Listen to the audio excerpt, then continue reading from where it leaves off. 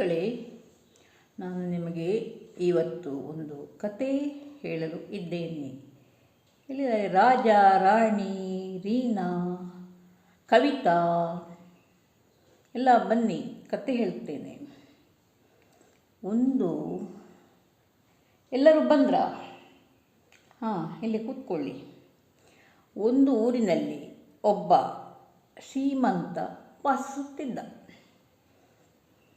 ಒಂದು ದಿನ ಅವನ ಪತ್ನಿ ಒಂದು ತುಂಡು ಕೇಕು ಹೊರಗಿಟ್ಟು ಏನೋ ಕೆಲಸದ ನಿಮಿತ್ತ ಹೊರಗೆ ಹೋಗಿದ್ದಳು.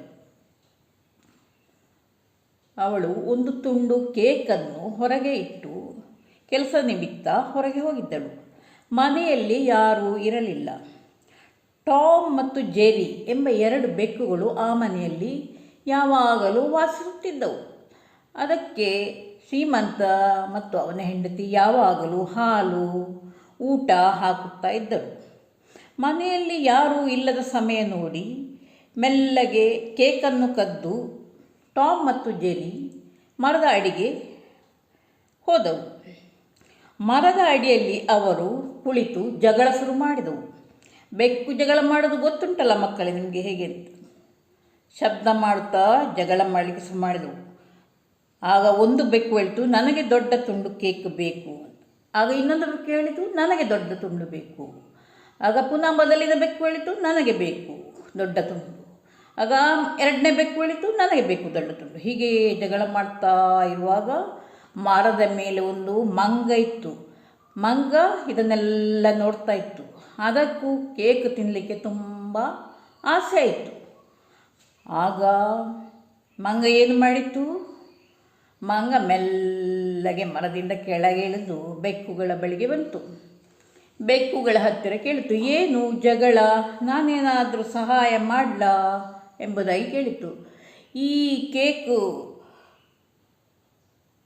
ನನಗೆ ದೊಡ್ಡ ತುಂಡು ಬೇಕು, ನನಗೆ ದೊಡ್ಡ ತುಂಡು ಬೇಕು ಅಂತ 2 ಬೆಕ್ಕುಗಳು ಮಂಗನ ಹತ್ತಿರ ಹೇಳಿದವು. ಆಗ ಮಂಗನಿಗೆ ಒಂದು ಒಳ್ಳೆಯ ಉಪಾಯ ತಲೆಯಲ್ಲಿ ಹೊಳೆಯಿತು. ಅದು ಕೂಡಲೇ ಹೇಳಿತು ಬೆಕ್ಕುಗಳ ಹತ್ತಿರ, ನಾನು ನಿಮಗೆ ಈ ಕೇಕನ್ನು ಪಾಲು ಮಾಡಿಕೊಡುತ್ತೇನೆ ಎಂಬುದಾಗಿ. ಆಗ ಬೆಕ್ಕುಗಳು ಬೇಗನೆ ಮಂಗನ ಹತ್ತಿರ ಕೇಕನ್ನು ಕೊಟ್ಟು, ಮಂಗವು ಅದನ್ನು 2 ತುಂಡು ಮಾಡಿ ಒಂದು ತುಂಡಿನಿಂದ ಸ್ವಲ್ಪ ಕೇಕನ್ನು ತಿಂದಿತು. ಇದರಲ್ಲಿ ಸ್ವಲ್ಪ ಹೆಚ್ಚುಂಟು, ಅದನ್ನು ತಿಂತೇನೆ ಎಂಬುದಾಗಿ ಒಂದು ತುಂಡು ಕೇಕಿನಿಂದ ಕೇಕನ್ನು ಸ್ವಲ್ಪ ತಿಂದಿತು. ಪುನಃ ಮತ್ತೊಂದು ತುಂಡಿನಿಂದ ಸ್ವಲ್ಪ ತುಂಡು ತೆಗೆದು ತಿಂತು, ಅದರಲ್ಲಿ ಹೆಚ್ಚಾಗಿದೆ ಎಂಬುದಾಗಿ. ಹಾಗೆಯೇ ಕೇಕು ಸ್ವಲ್ಪ ಸ್ವಲ್ಪವೇ ತಿನ್ನುತ್ತಾ ತಿನ್ನುತ್ತಾ ತಿನ್ನುತ್ತಾ ಏನು ಮಾಡಿತು ಮಂಗ? ಕೊನೆಗೆ ಎಲ್ಲ ಕೇಕನ್ನು ಅದುವೇ ತಿಂದು ಮುಗಿಸಿತು. ಬೆಕ್ಕುಗಳ ಪಾಲಿಗೆ ಕೇಕು ಸಿಗಲೇ ಇಲ್ಲ. ಬೆಕ್ಕುಗಳು ಚಪ್ಪೆ ಮುಖ ಮಾಡಿಕೊಂಡು ಮನೆಗೆ ಹೋದವು. ಇದರಿಂದ ನಮಗೇನು ತಿಳಿಯುತ್ತದೆ? ಇಬ್ಬರು ಜಗಳ ಮಾಡಿಕೊಂಡ್ರೆ ಅದರ ಲಾಭವನ್ನು 3ನೆಯ ಅನ್ಯ ವ್ಯಕ್ತಿಯೊಬ್ಬ ಪಡೆಯುತ್ತಾನೆ. ಈ ಕಥೆಯಿಂದ ನಿಮಗೇನು ತಿಳಿದು ಬರ್ತದೆ? ನಮ್ಮ ಒಂದಿಗೆ ಇರುವ ನಮ್ಮ ಆತ್ಮೀಯರೊಟ್ಟಿಗೆ, ನಮ್ಮ ಅಕ್ಕ ತಮ್ಮಂದಿರೊಟ್ಟಿಗೆ, ನಮ್ಮ ಗೆಳೆಯರೊಟ್ಟಿಗೆ ಜಗಳ ಮಾಡುವಾಗ ಹೊರಗೆ ಇರುವ ಒಬ್ಬ ವ್ಯಕ್ತಿ ಬಂದು ಅದರ ಲಾಭವನ್ನು ಪಡೆದುಕೊಳ್ಳುತ್ತಾನೆ. ಆದ ಕಾರಣ ನೀವು ಯಾವಾಗಲೂ ನಿಮ್ಮೊಳಗೆ ಜಗಳವನ್ನು ಮಾಡಿಕೊಳ್ಳಬಾರದು ಎಂಬುದಾಗಿ ಈ ಕಥೆಯಿಂದ ನೀವು ತಿಳಿದುಕೊಳ್ಳಬೇಕು. 2 ಜಗಳ 3ನೆಯವನಿಗೆ ಲಾಭ ಎಂಬಂತೆ ಈ ಕತೆ ಹೇಳುತ್ತದೆ.